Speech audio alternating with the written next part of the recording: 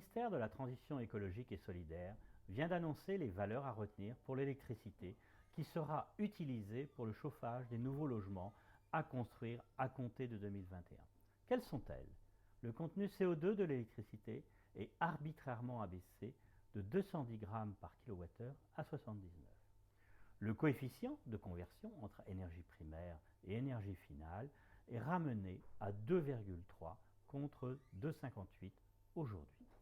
La chose est un peu technique, mais les conséquences de ces choix, elles, seront très concrètes pour nos concitoyens. J'en listerai trois principales.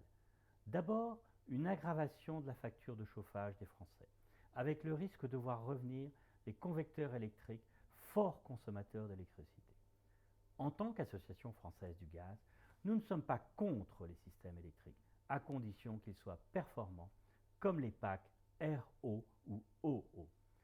Ensuite, un mauvais coup pour la planète. Contrairement à ce que l'on voudrait nous faire croire, l'électricité additionnelle nécessaire pour ces nouveaux chauffages n'est pas renouvelable au nucléaire, mais carbonée.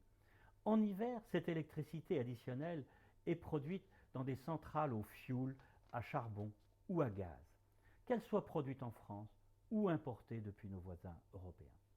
En favorisant ainsi le chauffage électrique en France, on ne réduit donc pas les émissions de CO2, on les augmente. Enfin, on fragilise la sécurité du système électrique français, dont l'équilibre est de plus en plus délicat. Pourquoi?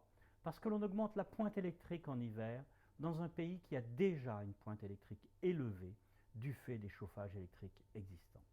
Le report récent de la fermeture de la centrale à charbon de Cordemais en 2024, voire au-delà, illustre parfaitement cette difficulté dans le Grand Ouest de la France. En tant qu'association professionnelle, notre message est clair. Nous demandons 1. Que les valeurs actuelles qui correspondent à la réalité physique de la production d'électricité en France soient maintenues. 2. Que cette nouvelle réglementation soit neutre technologiquement en 2020. 3. Que cette nouvelle réglementation laisse ouverts les choix des modes de chauffage pour que chaque Français puisse contribuer à la transition énergétique.